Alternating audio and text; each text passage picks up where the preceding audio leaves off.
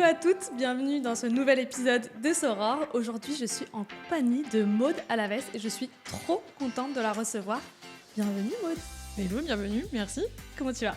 Je vais super, et toi? Ça va, ça fait une demi-heure qu'on est ensemble, donc je sais que je sais déjà que tu vas bien, mais c'est cool en tout cas de t'avoir avec moi. Merci beaucoup. Je voulais d'abord présenter Maud. Maud est coach en personal branding et experte en création de contenu. Est-ce que j'ai bien résumé ton titre, ton intitulé? Est-ce que ça résume bien qui tu es, Maud?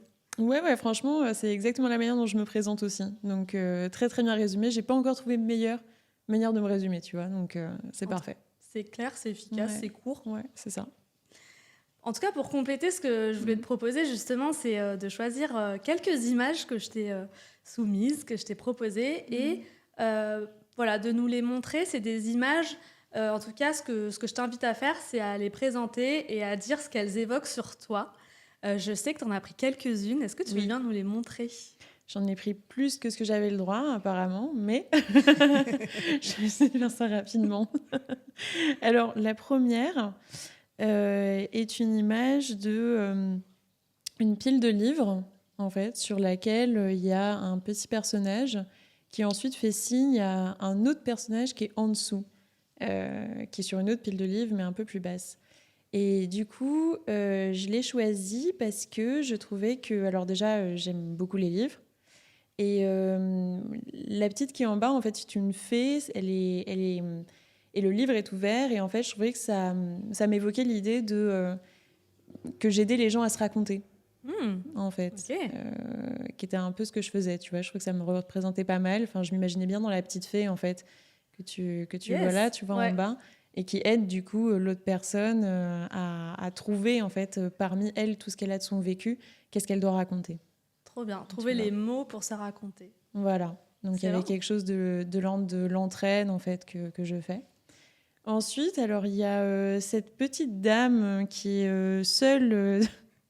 dans la neige avec les longs cheveux noirs au vent, avec une petite rose en face d'elle.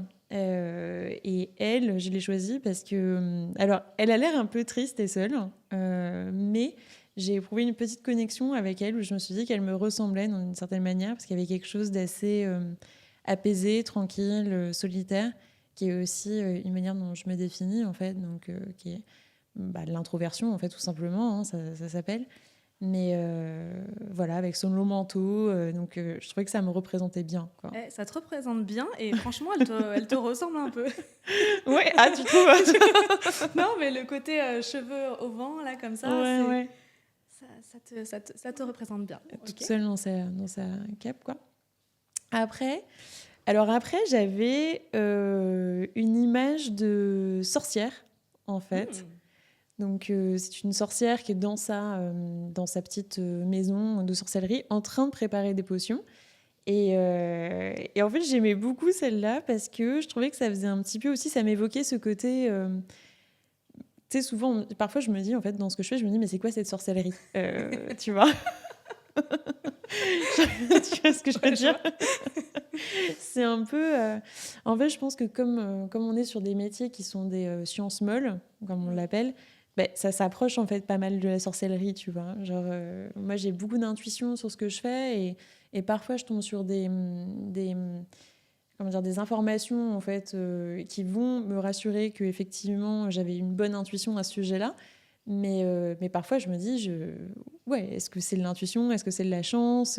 Comment ça marche? Il y a toujours une petite part de magie et de mystère quand même qui est vachement liée, je trouve, à l'activité qu'on fait. Et c'est d'ailleurs ça aussi qui est beau, hein, en fait. Mais moi, quand j'écris, en tout cas, je me sens un petit peu comme elle, quoi. Comme cette sorcière, hein, qui fait sa petite potion magique avec sa formule qui est plus ou moins connue, aléatoire. Voilà. Ok.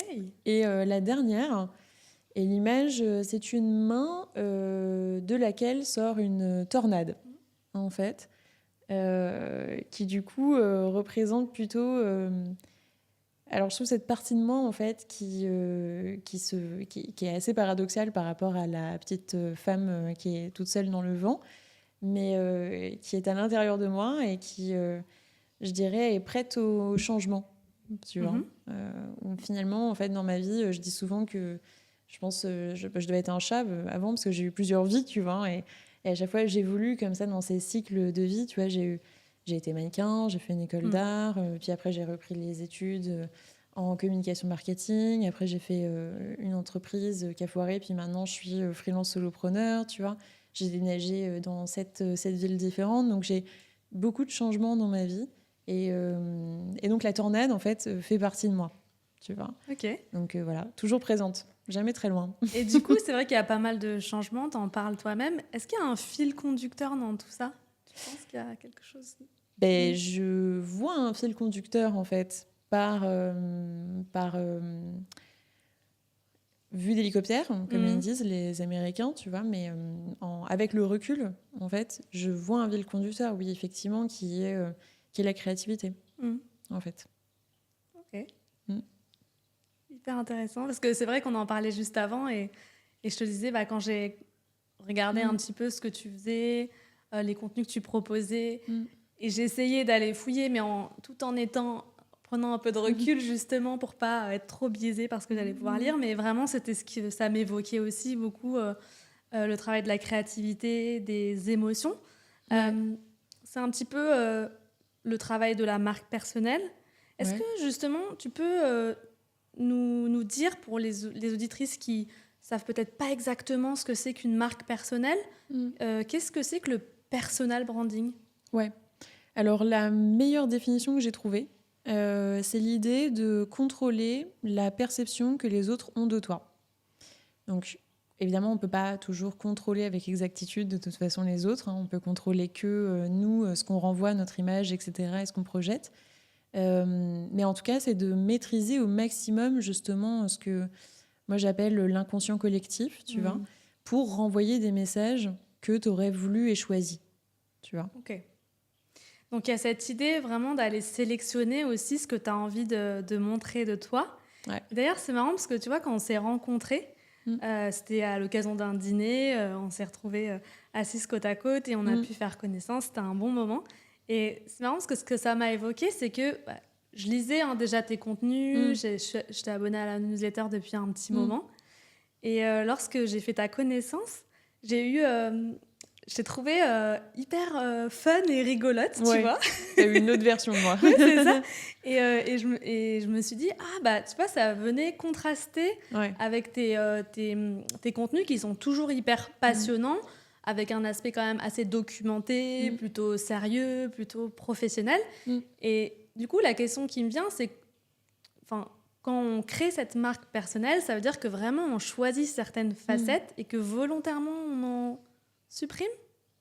Bah, tu les supprimes jamais de toute façon, parce que tu vois, elles font partie de qui je suis, de ma vie, etc. Donc, tu vois, quand tu me rencontres en vrai, effectivement, y a Maud, la vraie Maud, et puis Maud sur les contenus, et puis après, de toute façon, d'ailleurs, j'ai écrit une newsletter à ce sujet-là, tu vois, sur la notion de l'authenticité, en fait. Maud avec toi, Maud avec son copain, Maud avec ses parents, Maud avec des lecteurs, Maud avec ses collègues, Maud avec un ancien boss, tu vois, ou avec un ex, n'est pas du tout la même. Forcément. C'est jamais la même. Donc en fait, tu pourrais dire de toute façon, dans la vraie vie, c'est déjà quelque chose que tu fais, tu vois. Tu supprimes déjà des parties de toi quand tu es face à d'autres personnes, en fait. Tu vois, tu adaptes ton comportement. Est-ce que ça veut dire que c'est plus toi ? Non, je pense pas. Tu vois, ça veut juste dire qu'en fait, tu as eu l'intelligence à un moment donné de choisir ce qui était utile comme facette de ta personnalité face à telle situation. Et en fait, le personal branding, c'est la même chose. Hein. C'est juste que tu vois, tu le fais de manière digitale, dans la plupart du temps, mais ça existe aussi de toute façon dans la vraie vie, tu vois, quand tu es avec tes clients, etc., où tu vas montrer une partie de toi. Tout à fait.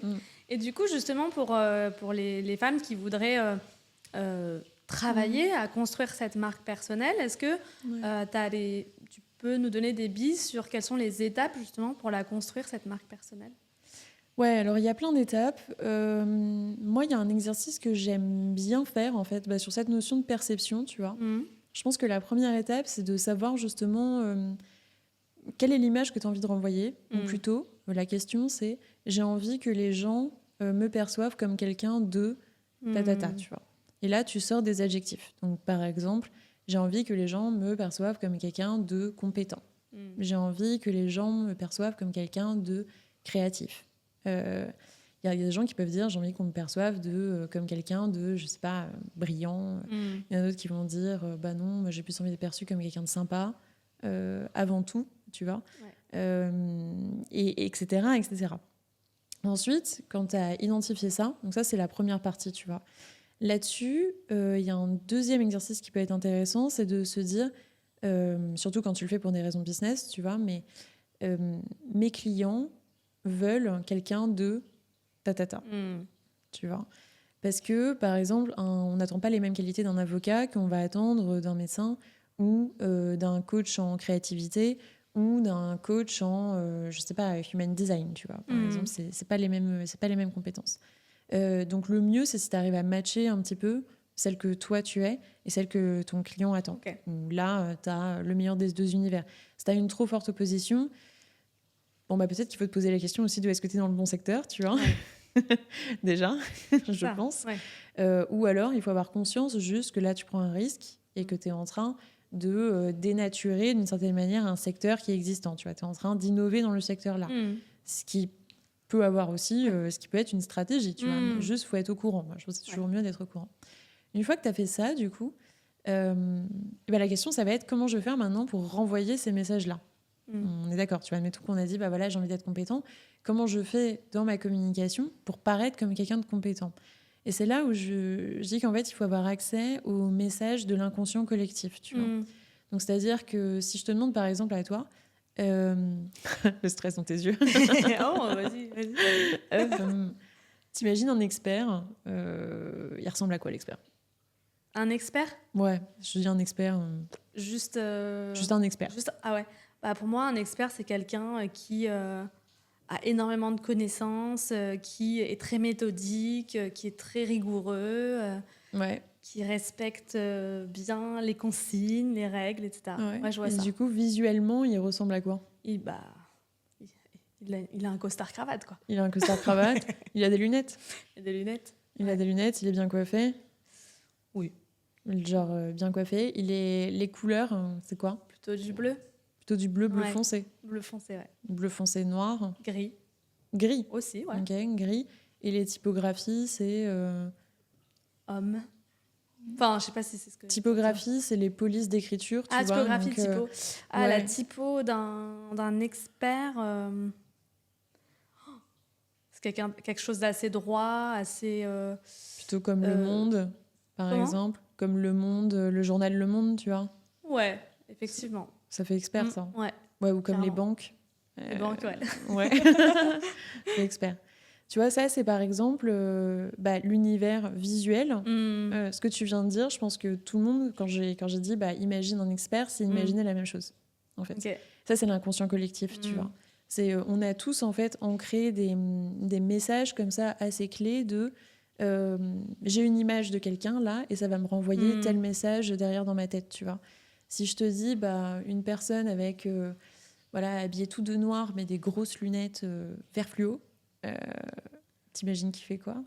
J'imagine plutôt un aspect créatif, tu vois, quelqu'un qui a pas peur aussi de s'affirmer, voilà. Un styliste, genre, tu vois, styliste, personne dans la déco, quelqu'un comme ça. Voilà. Donc, tu vois, si par exemple, toi, tu veux paraître comme quelqu'un de compétent, tu sais que tu as plutôt intérêt, en fait, à reproduire les codes de l'expert. Donc, c'est-à-dire, tu vois, tu vas reprendre des couleurs, plutôt foncées. Le noir, c'est la couleur de l'autorité. Le bleu foncé aussi, c'est pareil.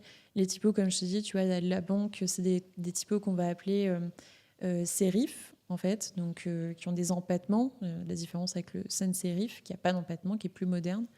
Tu vas reprendre les codes comme ça, donc voilà, tu vas te mettre des lunettes, tu vas te prendre en photo devant des bibliothèques, tu vois, comme je fais moi, par exemple, par hasard. Mais oui, tu te prends en photo devant des bibliothèques, tu te prends en photo dans des endroits qui sont plutôt sombres, qui sont plutôt devant un ordinateur, en train de lire, en train de travailler, tu vois, etc. Et après, sur la manière de s'exprimer, tu vois, il y a des petits mots-clés aussi, tu vas regarder, tu vas aller chercher du coup, qui sont les personnes que tu considères comme des experts, alors que tu les connais pas, tu vois. Et tu es là, tu étudies leurs discours, comment ils parlent. Tu vas voir qu'il y a forcément des mots en fait qu'ils réutilisent souvent tu vois. Et là, ces mots-là, bah, tu les réemploies. Et en fait, si tu fais la même chose, bah, forcément, tu vas renvoyer les mêmes messages, tu vois. Et c'est comme ça, en fait. Et plus tu fais cet exercice de comprendre bah, qu'est-ce qui fait que chez les autres, je comprends qu'ils ont telle image, plus tu seras en capacité de le faire pour toi. Et plus, du coup, toi-même, tu renverras cette image, tu vois. Et après, la question, c'est est-ce que cette image-là est la plus efficace pour attirer mon chaland, mon client, tu vois. Bon, ça, on ne le sait pas. En fait, moi, j'ai pas la réponse, on ne le sait jamais. En fait, c'est toujours des paris, tu vois. C'est un peu comme là, c'est des questions de marketing et de branding, tu vois. Tu as des marques, on le voit par exemple dans les marques fashion, où elles vont toutes avoir, tu vois, des tendances à certains moments donnés. Elles vont toutes avoir, en fait, elles font des paris vraiment sur que vont vouloir les consommateurs. Et tu as certaines marques, bah, comme Jacquemus, en ce moment, on en parlait tout à l'heure, qui a très bien compris. Il a tous les codes, etc. Ça marche super bien. Et tu as d'autres marques qui sont en train de couler, comme Pimki, tu vois, ou d'autres, je sais même plus, dont j'ai plus les noms, tu vois, Clarins aussi. Non, pas Clarins, mais Clinique, non non, la marque Claire's. Claire's, Tu sais, les marques de bijoux, vraiment, tu sais, les trucs que ouais, je vois bien. moi j'avais quand j'avais 15 ans. Bon, bah, eux, ils sont en train un peu de couler. Mais ça pourrait se remonter avec un designer, avec quelqu'un, justement, qui comprend les tendances, tu vois, qui comprend les tendances marché. Et du coup, c'est ça, après, c'est quelle est l'image que tu vas avoir et quelle est celle qui est la plus efficace. Et là, c'est est-ce que tu as une bonne connaissance de ce que les gens veulent, en fait, hein, et c'est de l'expérience. Ouais, puis c'est les tests aussi que tu vas mener et les ajustements que tu vas pouvoir faire au fur et à mesure. Ouais. Autant quand tu es une marque, comme tu citais là, des marques de mode, voilà, des marques de retail, tu as une certaine distance entre la marque que tu vas construire et toi qui tu es en tant qu'entrepreneur. Quand on parle de marque personnelle plutôt pour des profils freelance, solopreneurs, je trouve qu'il y a quand même parfois une difficulté un peu liée à... tu vois, moi j'ai pris conscience récemment que je ne suis pas mon entreprise. Je ne suis pas mon entreprise. Oui. Et je veux dire, pendant longtemps, j'ai eu un espèce de calcage entre moi, l'image que je reflète, mon personal branding et qui je suis en tant que personne, quoi.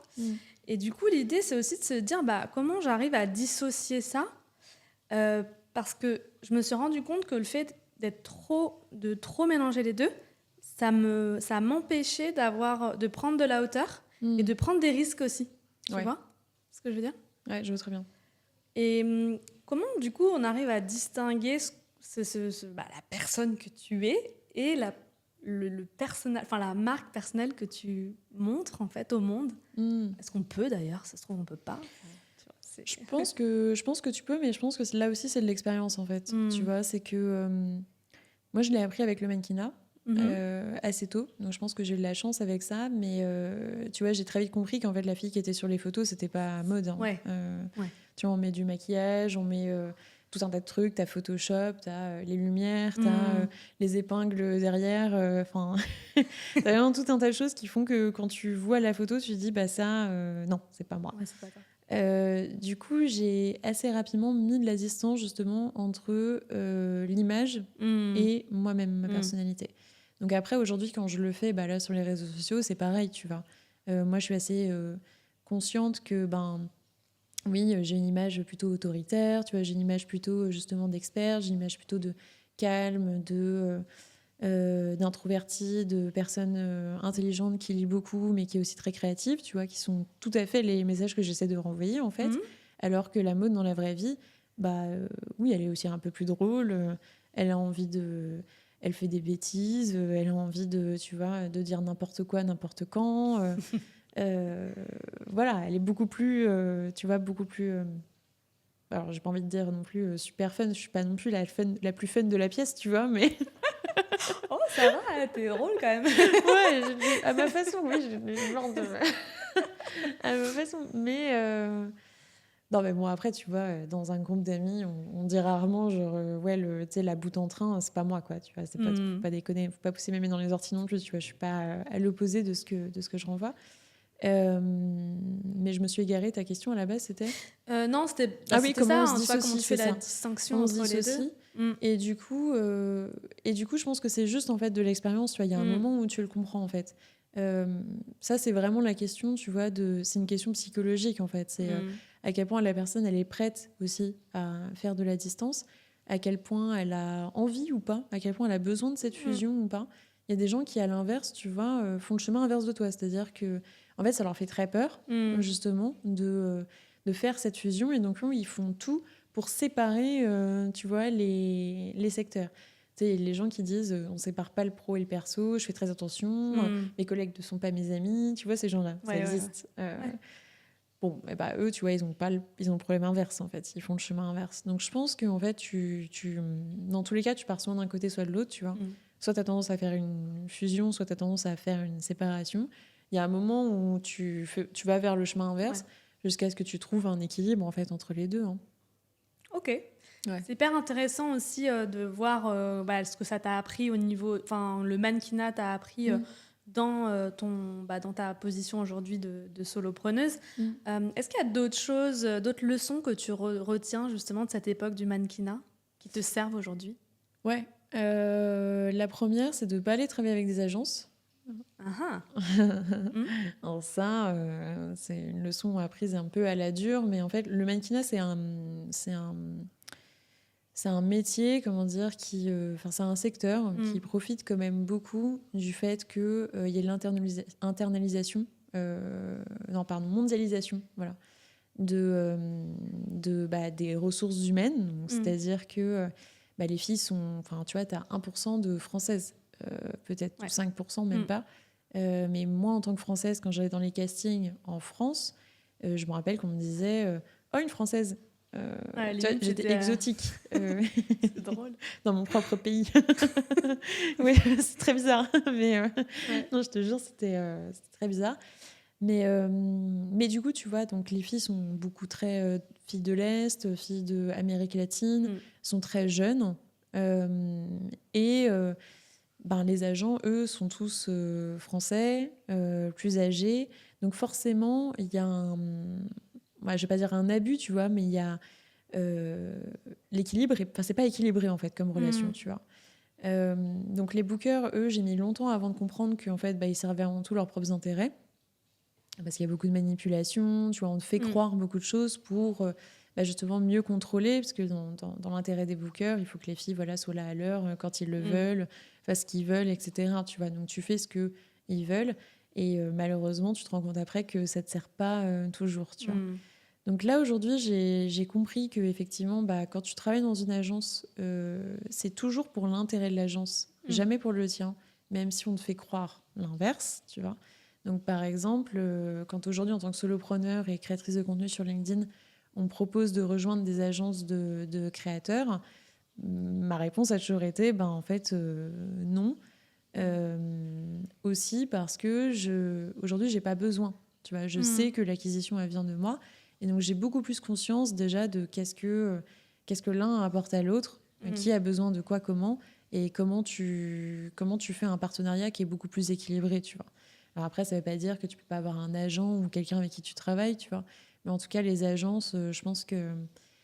Ouais, il faut toujours... Mais surtout en tant que femme, tu vois, je pense qu'on peut vite avoir tendance à se dire... à se laisser avoir, tu vois, comme ça, à se dire « Ah oui, mais on est dans un groupe et tout, c'est cool, c'est chouette. » Et en fait, tu te fais un peu bouffer, tu vois, parce que tu n'as pas les notions, justement, de business un peu plus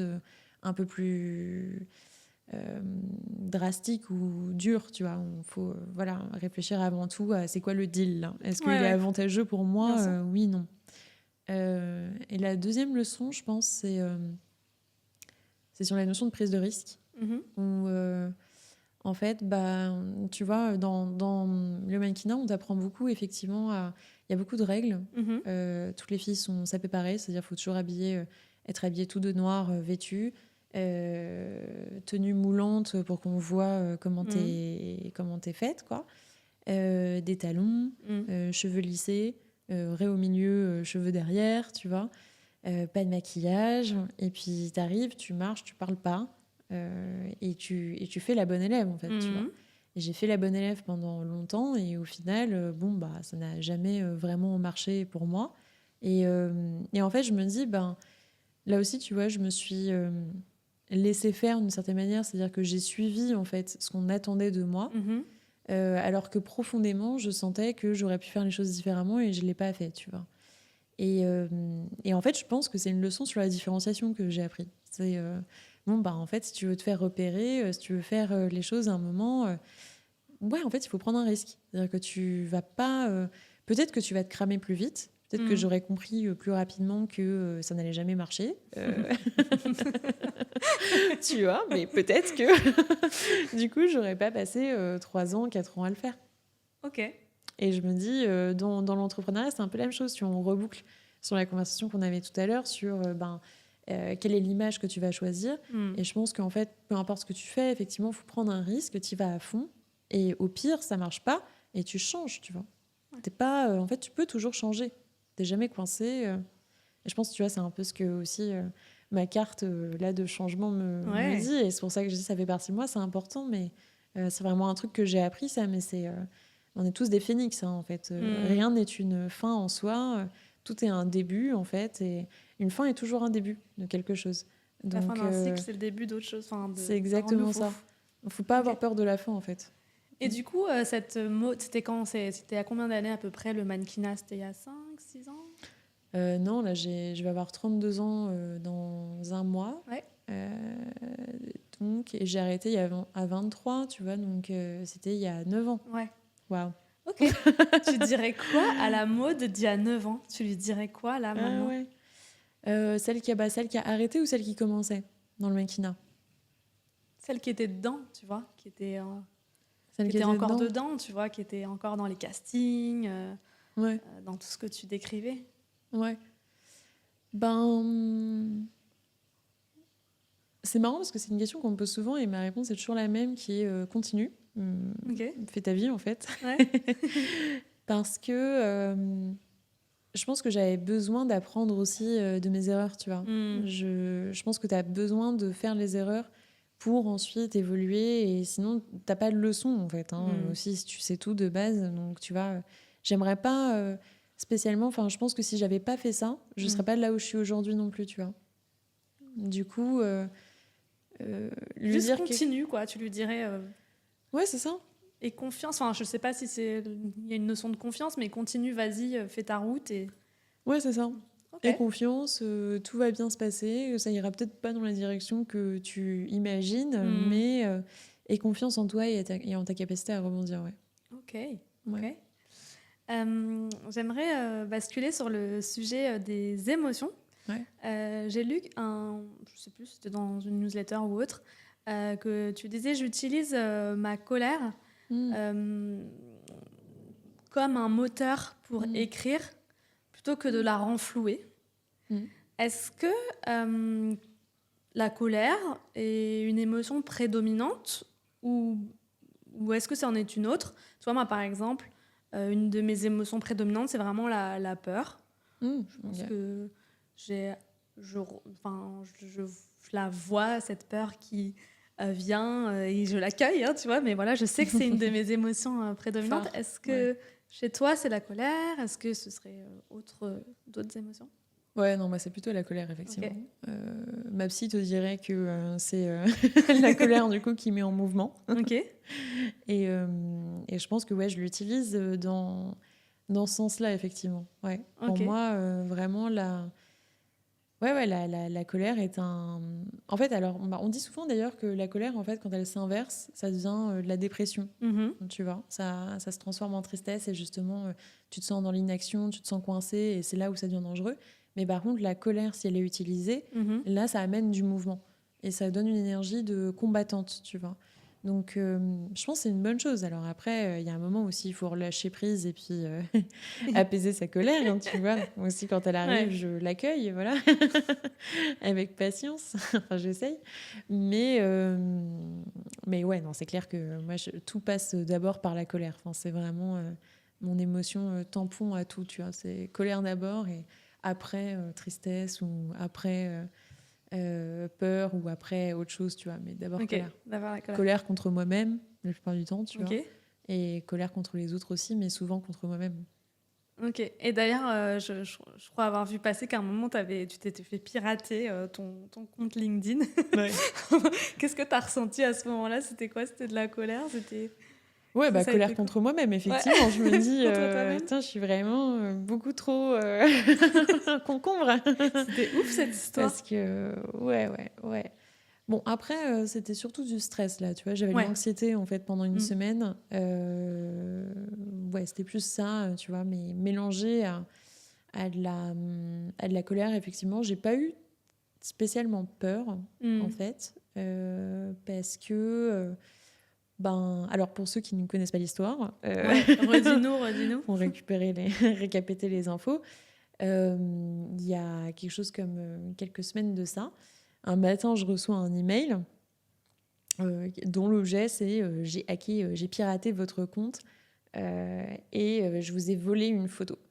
Et là, j'ouvre l'email, et l'email, tu sais, très rédigé, psychologique, genre voilà, j'ai hacké votre compte, boîte mail avec ce mot de passe. Mmh.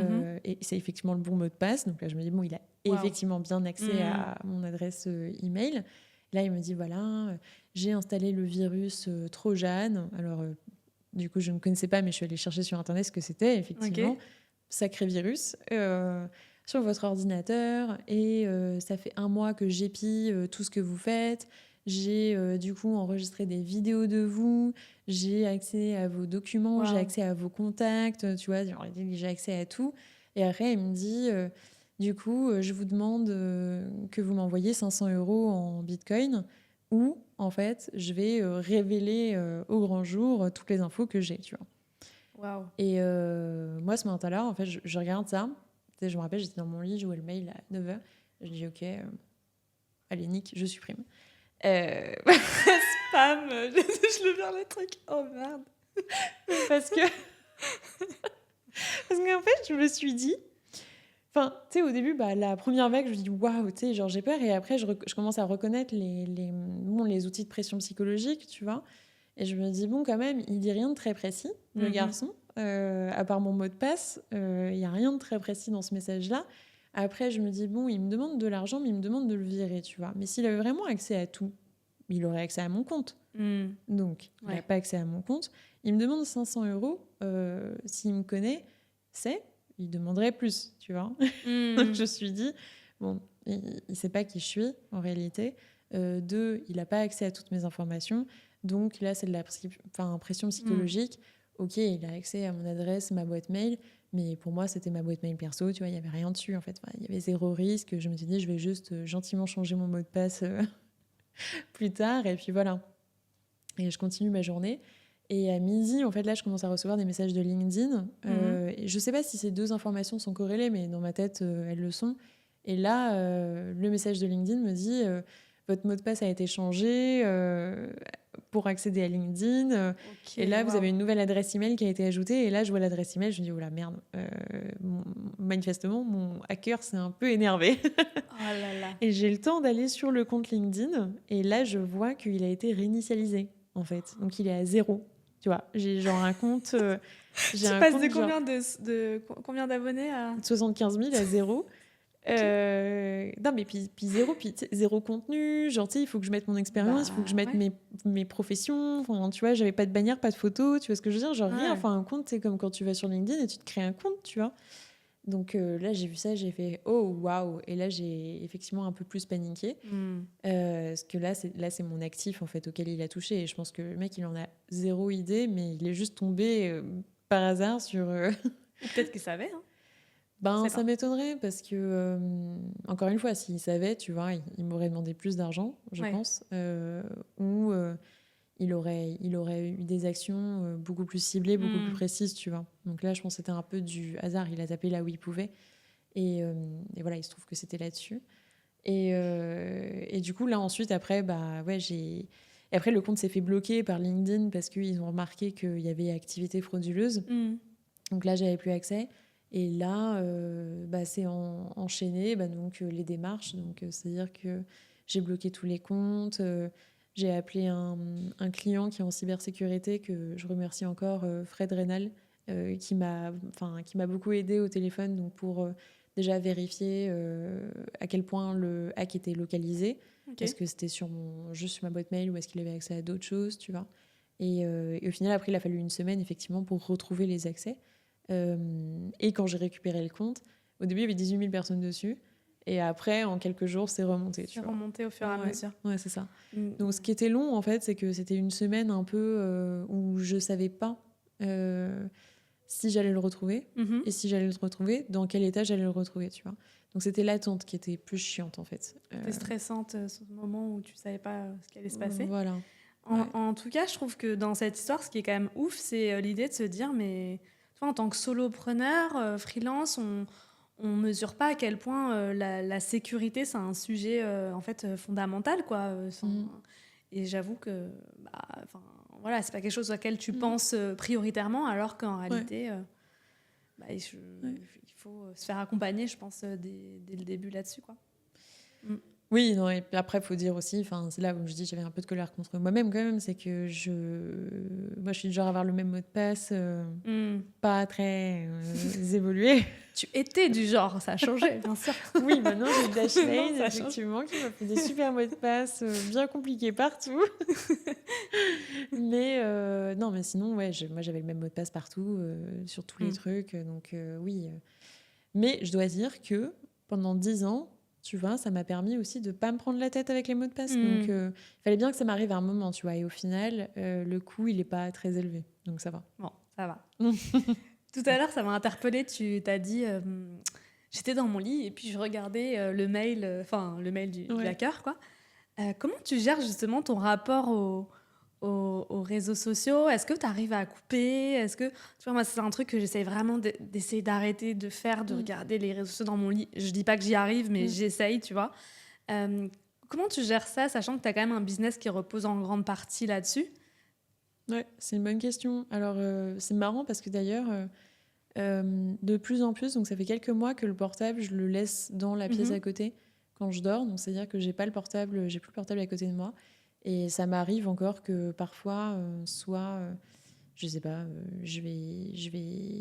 soit il est dans la pièce, soit j'avais un réveil particulier à mettre, mais en vrai, j'ai ma radio réveil, tu vois, maintenant. Donc, mais c'est vrai que c'est un peu chiant sur la radio réveil de changer le réveil. Donc, ça m'arrive de, tu vois, juste prendre le portable et de mettre un réveil là.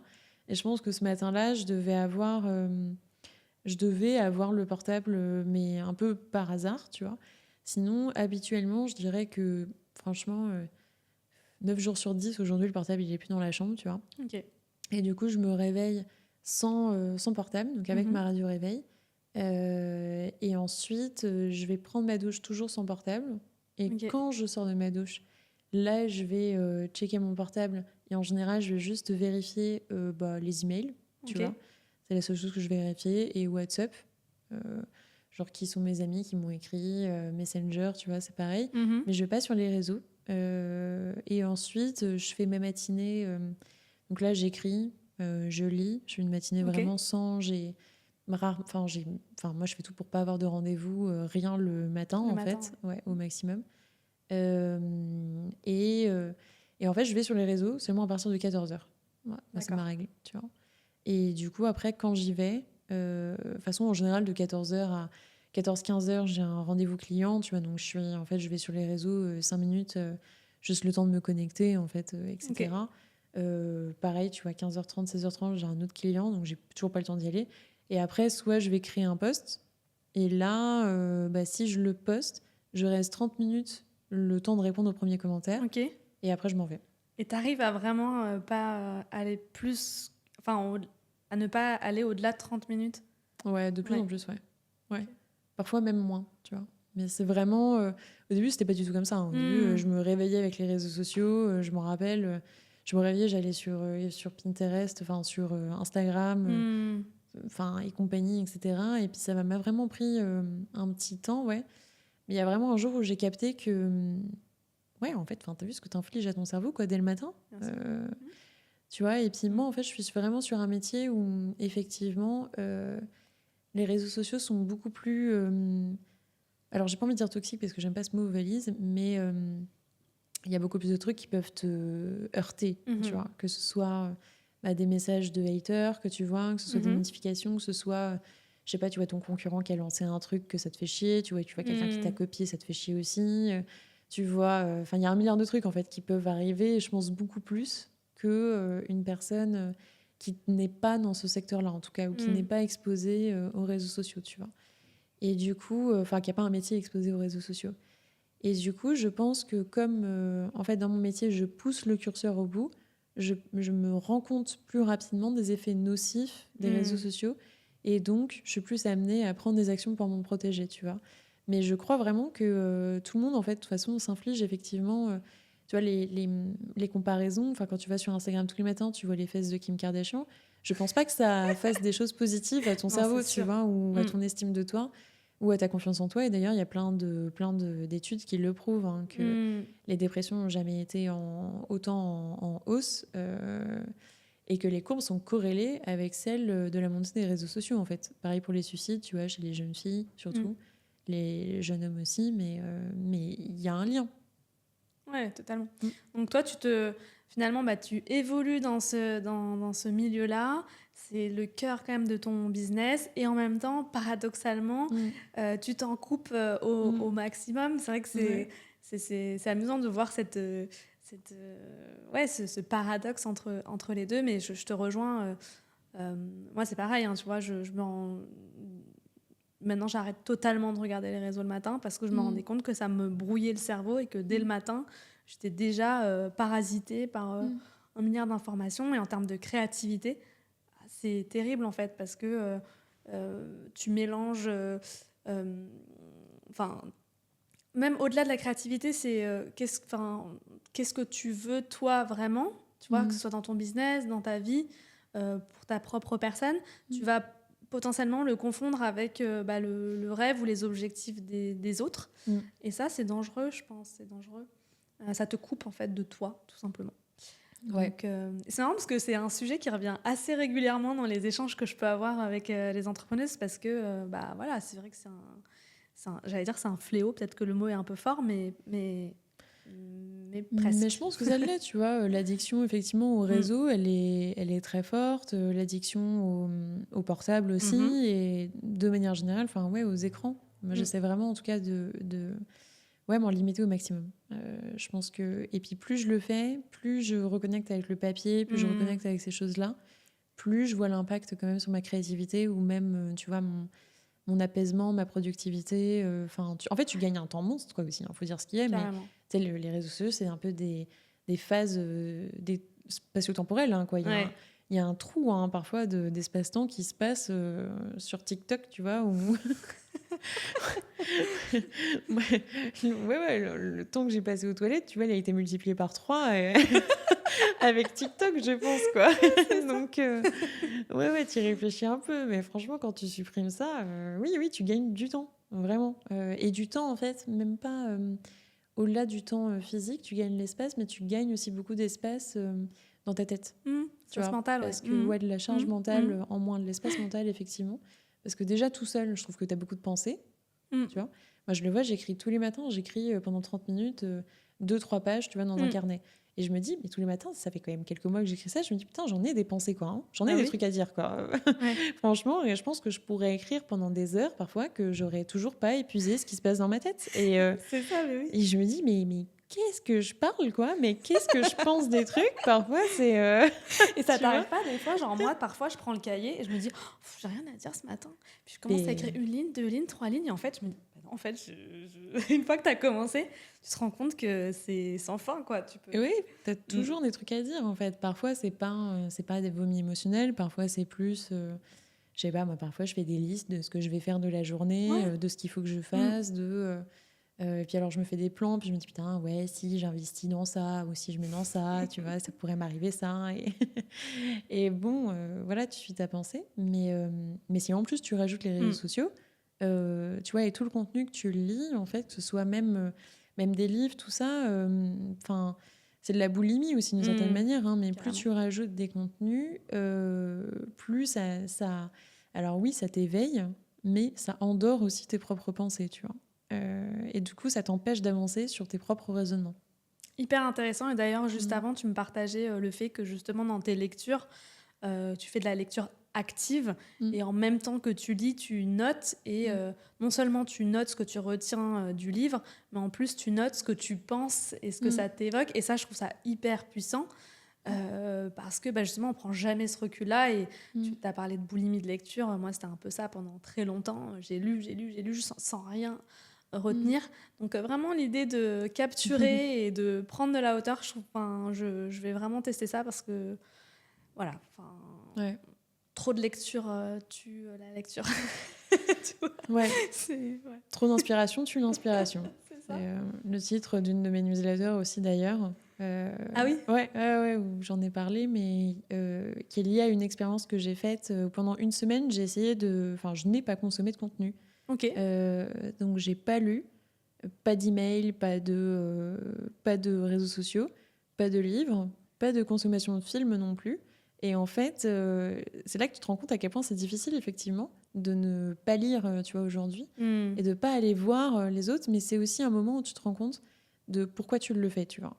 Et en fait, je trouve que le terme boulimie de contenu, il est assez juste parce que souvent, tu sais, on lit justement pour se rassurer et pour se sentir en fait suffisamment sachant sur un sujet ou suffisamment cultivé, tu vois. Mais on lit pas. Tu vois, quand tu te questionnes en fait sur pourquoi tu lis ce livre, tu vois, est-ce que c'est vraiment, surtout la lecture business en tout cas, mais, ou sur les réseaux sociaux, mais pourquoi tu es en train de lire tout ça, tu vois, dans le fond? Est-ce que tu es vraiment en train de lire un truc là qui va t'intéresser, qui va t'éveiller l'esprit, ou te divertir, tu vois, ou est-ce que tu n'es pas plutôt en train d'essayer de te rassurer, de chercher une forme de légitimité derrière que tu n'aurais pas, et du coup tu cultives aussi, tu vois, une pensée négative, quoi. Et donc, moins tu le fais, je pense, plus justement tu vas vers une autre direction qui, elle, te nourrit mieux. Et effectivement, le fait de faire de la lecture active, c'est tellement douloureux, en fait, que tu vois, du coup, déjà, ça t'évite de faire la boulimie de contenu. C'est beaucoup plus lent, parce que beaucoup plus chiant. Tu mets vachement de temps à lire un livre, quoi, finalement. C'est ça, et en fait, tu le vois plus, c'est une discussion vraiment active avec le livre que tu es en train de lire, tu vois. Avec l'auteur, quoi, limite, quasiment, tu es en train de rebondir sur ses idées. C'est ça, moi ça m'arrive d'écrire, là je suis pas du tout d'accord avec ce que lui pense, je pense que ça c'est pas comme ci, comme ça, et tu vois, du coup, tu le vois plus comme de la nourriture qui va t'aider à construire ta propre pensée, mais non pas comme quelque chose qui vient remplir un vide. Ou une pensée que tu n'aurais pas, tu vois. D'ailleurs, pour ton bouquin, peut-être que tu pourrais faire un bouquin interactif dans lequel il y a des pages où tu peux répondre à Maud. Une page sur deux. C'est ça, il y a 200 pages, mais il y a 100 pages de vide. Mais c'est un concept. Mais c'est un bon concept. Écoute, voilà. Hein. Franchement, ouais. Ça serait surprenant pour les gens, je pense, mais je pense que ça se vend, ouais, effectivement. Pourquoi pas? Si je le fais, vous pourrez retracer que ça vient de là. Ouais. Un petit jeu, Maud. L'idée, c'est de répondre le plus rapidement possible. Ok. Ce qui n'est pas ma force, mais vas-y. Écoute, voilà. Si tu étais un monument. Ah oui. Tu t'attendais pas à ça? J'ai envie de dire la Tour Eiffel. La Tour Eiffel, ok. Ouais. Un livre. Ah, il n'y a pas d'explication à donner? Ah non, juste on enchaîne. Un livre, Harry Potter. Un film, Harry Potter. Une couleur, argent. Un plat,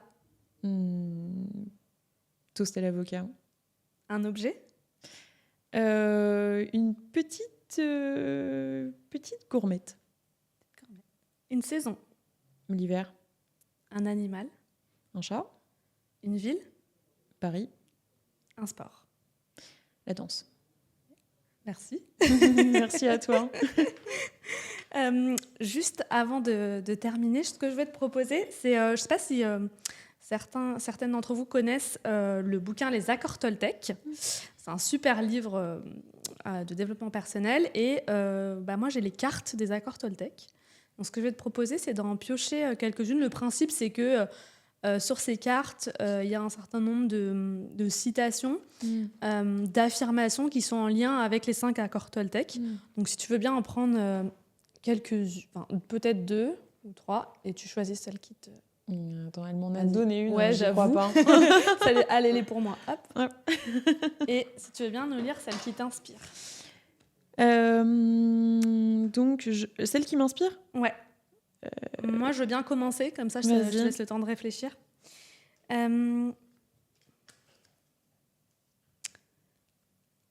Je prends conscience qu'à chaque fois que je juge les autres, je me juge moi-même. Très vrai. Voilà. Ça m'a mis longtemps à comprendre ça aussi, mais très très vrai. D'ailleurs, j'avais un post de Proyon écrit là-dessus.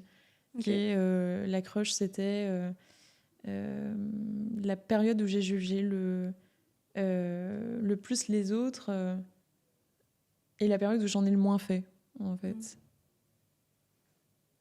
Cette fameuse idée de miroir aussi, quelque part. C'est ça. Eh bien, donc moi, ça sera j'identifie une de mes croyances limitantes et je la remets en cause. Ok. Donc c'est un pour action ou tu as déjà en tête cette croyance limitante? Eh bien, en fait, je pense que moi, alors là où la manière dont je la regarde, je pense que ça serait surtout pour mon projet de livre qui me confronte à beaucoup de peurs et beaucoup de croyances limitantes. Donc, je trouve que je me dis c'est une bonne... voilà, elle tombe bien pour moi. Un message d'encouragement pour la suite. Très bien, bah, je te l'offre, tu peux la garder. Ah, c'est vrai? Ouais, non, mais attends, t'as des cartes complètes quand même pour un jeu. Ah ouais, d'accord. Bah, je te remercie. Qu'est-ce qu'on peut te souhaiter, Maud, dans les mois, années à venir? Du courage. Et de la force.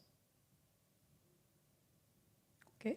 Voilà. Bah, pour écoute, continuer dans mes projets. Du courage et de la force pour Maud. Merci, c'était un plaisir d'échanger, d'avoir cet échange avec toi. Merci à toi. On peut te retrouver, Maud, évidemment, sur LinkedIn. Mais et surtout, j'ai envie de dire, dans les persos de Maud, donc qui est ta newsletter, qui est extrêmement qualitative, que je recommande à toutes. Ça part toutes les semaines, je crois. Oui, ça, hein. Le jour est aléatoire, mais ça part toutes les semaines. Merci beaucoup, Maud. Merci à toi. J'espère que le parcours de mon invité t'a inspiré. J'ai 2 questions pour toi. Quels sont tes grands apprentissages suite à l'écoute de cet épisode? Que vas-tu mettre en place dès demain? Je t'invite à prendre en note tes réponses et à me les partager via les réseaux sociaux. Si cet épisode t'a plu, abonne-toi à la chaîne YouTube et laisse un avis 5 étoiles sur Apple Podcast.